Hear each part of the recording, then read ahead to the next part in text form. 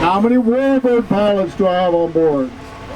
Yeah, now I'm really in trouble. Alright, I'm a Warbird pilot myself. My name is Chuck. I'm going to point out a few of the 500 or so aircraft that are registered on our Warbird ramp. A lot of them are all flying right now, having a good time, and not me. But anyway, let's see. Over here on the right-hand side, we have a group of gliders. You almost never see gliders at an air show. They're usually hanging from the ceiling of a museum.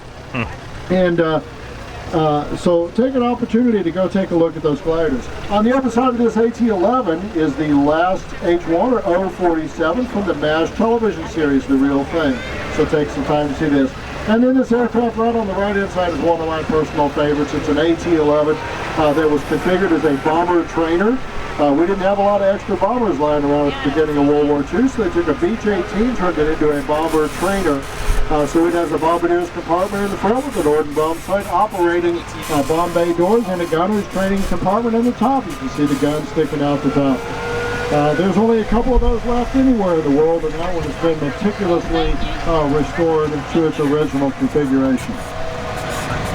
Like all of these aircraft, the owners have spent thousands of man-hours researching and learning about their planes and configuring it as close as they could to the original.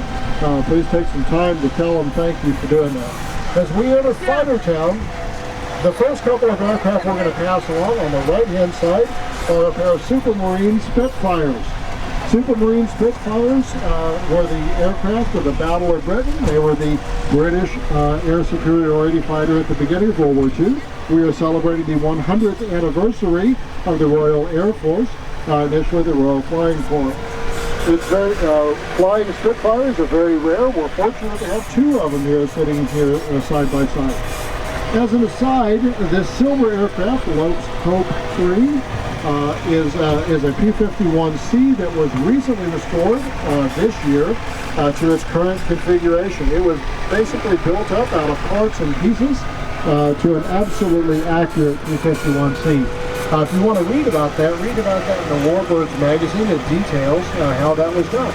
On the left-hand side, this is the Yak-9 that we're turning around here. That was the Russian air superiority fighter. This Yak-9 is also powered by an Allison engine.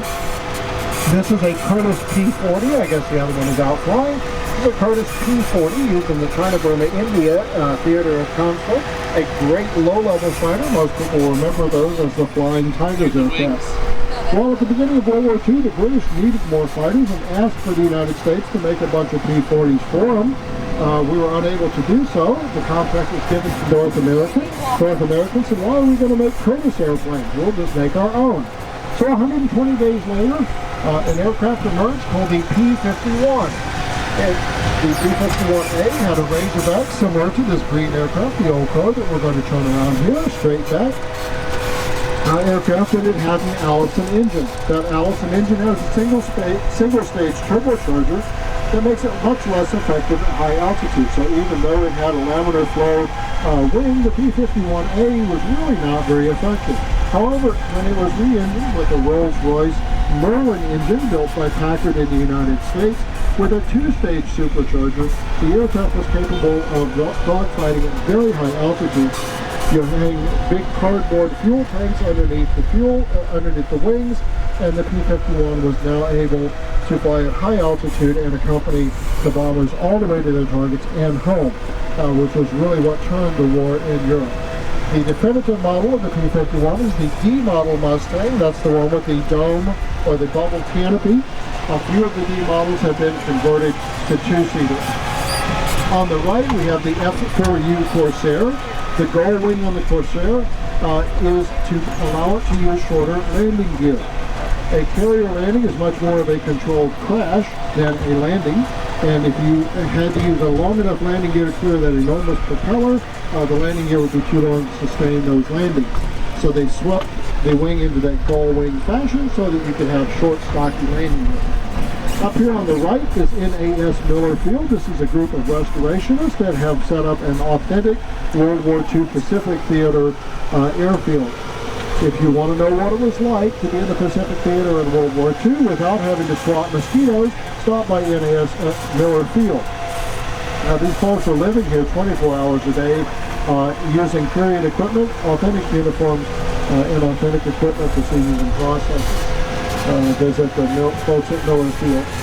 As we turn right, we're going to enter an area called the Observation and Liaison Aircraft area. Observation and Liaison aircraft were used for low-level maneuvers and low-level spotting. So their mission was to fly at treetop level, find bad guys, or find downed airmen primarily. So in World War II, these aircraft were sourced from existing civilian light aircraft, and that tradition continued on. The first we're going to see are the twin-tailed O2 aircraft on our left. 3 o'clock, that black airplane is a Cessna 337, reconfigured to an O2. Latter part of Vietnam, they would fly at treetop level. Basically, when the bad guys started shooting at them, they would mark them with a smoke rocket until the other forces could get in. On the right side, these cloth and tube aircraft are called L-birds. The L5 here from a Stinson 103, glass cockpit in the back allowed the observer to observe from there. On the right hand side we have O1, L19s, treetop level operations. They would, if they found a downed airman or if they found bad guys, they would use the smoke rockets under the wing to mark the location of them and then continue to orbit until they left. On the left we have L17s, the civilian version are Navy arms. The L-17 was basically a flying staff car. Each wing or unit would have been issued one. This is what General MacArthur flew around in. It was also, it did double duty as the unit supply plane, so if the chaplain needed a Christmas tree or the O Club needed another case of beer, you would jump into the L-17, run up to the next base, and acquire what you needed. So one of the challenges for the narrator and the driver on these tours is that the aircraft are in continuous motion. A lot of them, as you can see, are out flying, and we never know for sure where they're going to be. We also have to respect the safety of the flight line. So if an aircraft is running, we're going to stop and let them taxi, or we'll deviate off course. So bear with us. We're making it up as we go. This aircraft on the left is a Nanjing CJ-6, a Chinese training aircraft, two-seat trainer, a gull wing, square tail. Behind it, you'll see the blue and white aircraft is a Yak 52, round tails and straight wing. They're similar aircraft, but they're not related. The Russian Yak and the Chinese are not related and do not have anything to do with those. The louvers on the front of the engine are to keep the engine warm because it's really cold in Siberia. The Yak and the CJ both use a pneumatic system rather than hydraulic. That's an air-driven system, pressurized air to raise and lower the landing gear and flaps. The Yak, wow, look at the paint job on that one, number 3. Like this green one. Look at the nose, it's got that. On the right-hand side, you'll see a white aircraft with an orange tail and another one down there. That's a TVM Epsilon, French Air Force trainer, and the Swiss marked aircraft is a Pilatus PC-3.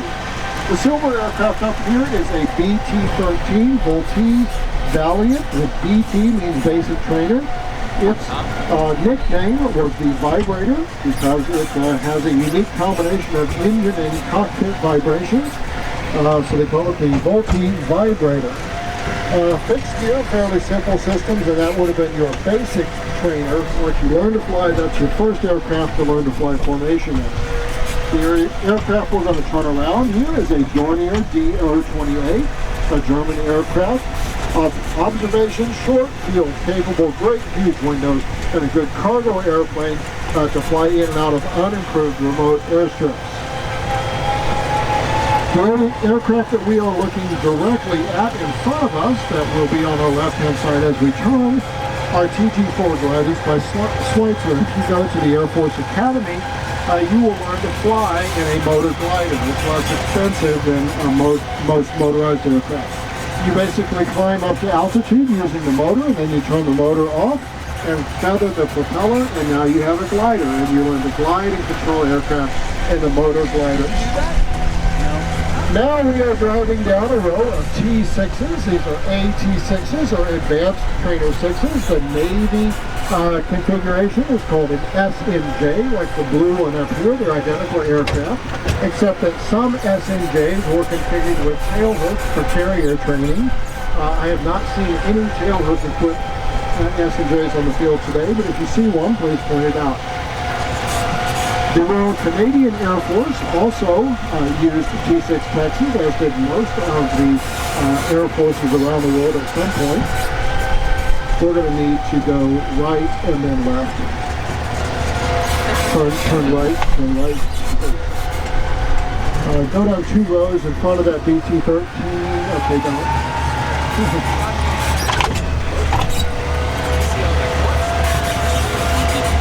Okay, so the Royal Canadian Air Force's version of the T6 has an exhaust stack that goes down the right-hand side, and I'll show that to you in a minute.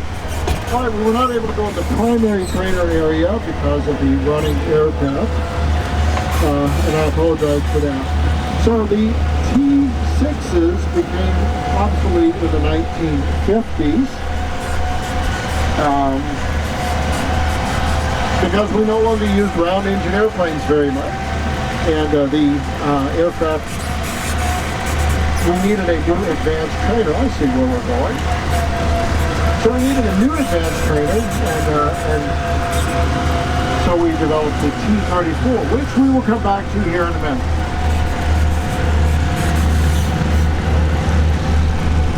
The T6s use a radial engine. That big round engine has an excellent horsepower to weight ratio. It's a favorite of airshow pilots because it's big, it makes lots of noise, and you can still get parts for it. So we have 2 airshow teams on the field right now that are using T6 Texans in their airshows. You'll notice as the T6 Texans go by, you'll hear this really loud buzzing or whining sound. That's actually the tips of the propeller going supersonic in certain configurations. Okay, so now we have circled back around. At the beginning of World War II, your first flight experience would probably have been in a primary trainer akin to the N2 Stearmans up here. Now there are several configurations of the Stearman, depending on which engine is on the front. So if you look, you'll see Continental 220s and Wright and Pratt & Whitney engines. And so those are different configurations of the aircraft. So at the beginning of World War II, you would have started flying in something like a Stearman. As we turn left here, we're going to see a group of, you can turn left here. These aircraft here are de Havilland Chipmunks. The de Havilland Chipmunks were used as a primary trainer by air forces around the world, so you'll see a number of countries represented. The Royal Air Force Chipmunks, like the red and white ones here, actually had a first aid kit built into the top of the wing. I guess the theory is that if you are a pilot and you need a first aid kit that bad, the wing no longer matters. On the right-hand side and the left, the blue and yellow aircraft are Fairchild PT-26s. The open cockpit version is the PT-19, powered by a Ranger engine that uses inverted cylinders. They sit low to the ground and have a wide stance, which makes it a very forgiving airplane on the ground and an excellent primary trainer, and that's what the PT stands for. Okay, so as I started to say, the T6s became obsolete in the 1950s, so the military needed a new advanced trainer, and they competed that. The winner was Beechcraft. Beechcraft based their trainer on the very popular Beechcraft Bonanza. And from the Beechcraft Bonanza came the T-34 aircraft, so it's a Bonanza with a modified tail, reinforced wing, and a tandem cockpit. The piston version, T-34 Mentors, were retired from the U.S. military several decades ago. Turbocharged versions remained in service until as recently as a decade ago. The Mentor, T-34 Mentor, is an excellent personal warbird. Easy to maintain, parts are still available from Beechcraft. It's an excellent aerobatic and formation aircraft. So if any of y'all are looking to take home an aircraft on your departure from Oshkosh today, you might look into buying a T-34 to take home with you. Melanie was a Mako. Up here on the left, you'll see a helicopter at my 11 o'clock position. That is an O-1. These helicopters' mission was to fly at treetop level, similar to what we saw with the observation liaison aircraft. He flies at treetop level as a scout. He's going to find the bad guys, and he's going to find downed aviators or stranded soldiers. Those knife-looking things on the top and the bottom are just what they look like. Those are wire cutters. You can imagine that power lines can be a problem, and sometimes adversary forces would actually string wires across valleys specifically to snag helicopters. So those are designed to protect the helicopter from wires. We're droning all the way down here to the end because I want to show you this one aircraft. The Canadian Air Force T6 up here is actually a Warbird. You'll notice that there is an exhaust stack that extends all the way down the right-hand side of that aircraft, and that allows them to provide cabin heat to the rear cockpit. So that identifies that as a Warbird, this yellow one. There is an aerobatic team, Canadian aerobatic team, that is performing here at Oshkosh, and they are flying Warbird aircraft. So now you can sound really, really smart when you tell the person next to you, no, those are not T6s, those are Warbirds.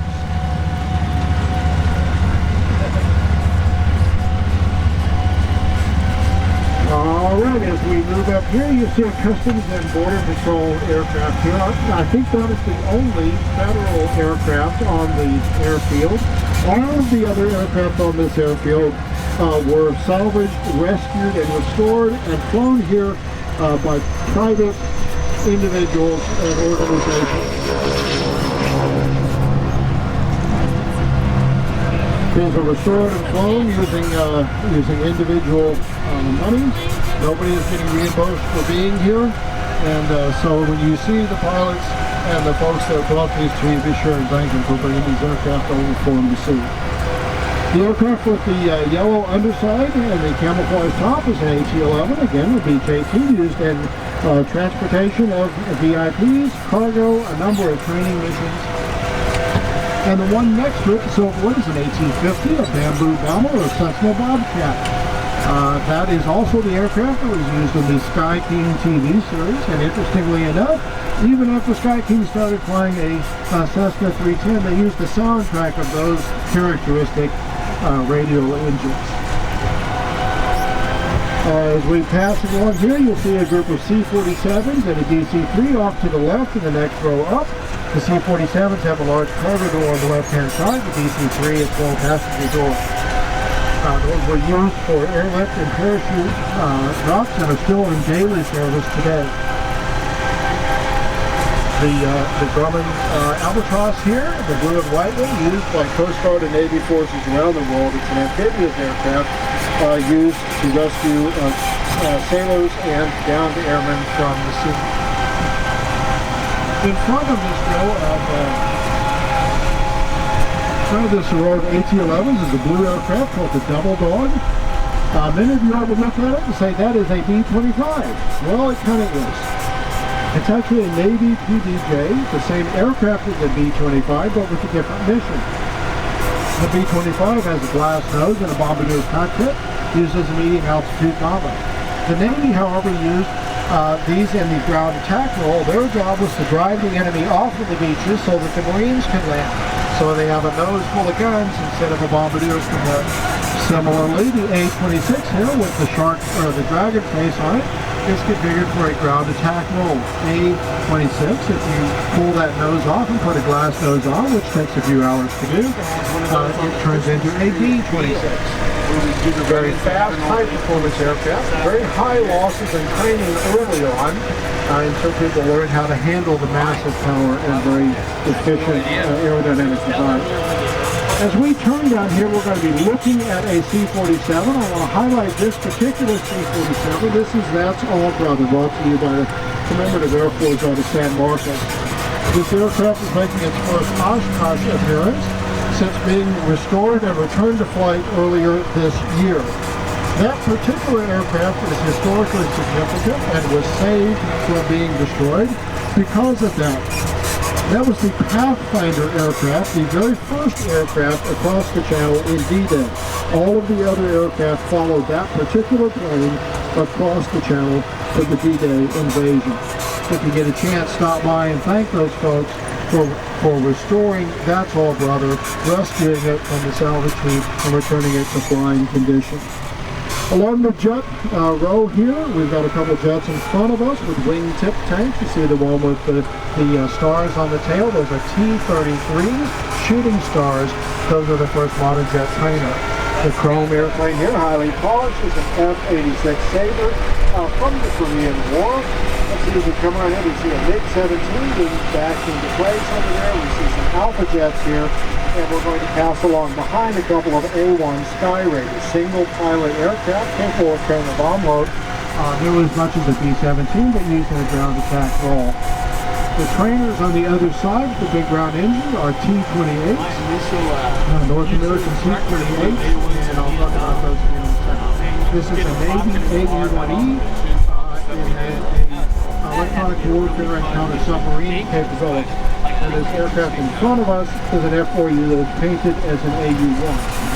The aircraft are by 9 o'clock, and the row of aircraft over there are T-28 trainers, two-seat trainers by North American. Great control harmony used by the Navy until relatively recently, when they were replaced by the D6 Texan II. The aircraft directly off our nose now is a B-17. The B-17 was the bomber used to great effect in World War II. B-17s and B-24s were the major bombers for that conflict. The B-17s, you'll also see a B-17 that's been flying overhead all day. That is EAA's aluminum overcast, so you twin to that. If you want to fly on the aluminum overcast, you sign up at the green trailer that is now at our 1 o'clock position. The aircraft directly ahead, and now moving to our left with the black belly, is an AC-47. This one is called Spooky. Some people may have heard of Puff the Magic Dragon. The aircraft has got a Gatling gun and rocket sticking out the left-hand side. Its mission was to go in the evening, find the bad guys. He would point his left wing at the bad guys and start making tight left-hand turns, while that Gatling gun eliminated whatever it was pointing at.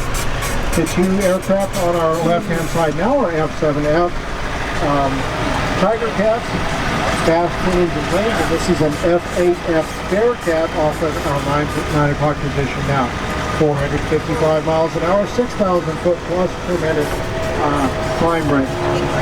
The F8f Bearcat, often used now in Reno air races. Well, this brings us close to the end of our Warbirds tour. Let me just remind you that this entire event is brought to you by volunteers. All of this effort is put forth by volunteers just like you and I. If you want to help in that effort, make sure that you join us as a Warbirds of America volunteer. Consider joining Warbirds of America. You get a great magazine. You do not have to be a pilot. You don't have to own a plane. You don't even have to know about airplanes. You just have to care that they're preserved for the next generation. Up here on the left is the Warbirds in Review area. Twice a day you'll have an opportunity to meet and hear the stories of true aviation legends. These are often once-in-a-lifetime opportunities to meet these folks. So take some time at the Warbirds in Review area and learn about these aviation icons. We're going to drop you here at the Warbirds of America Merchandise Center. There are some collectible books in there, signed autograph books, and other merchandise that I think you'll find really interesting.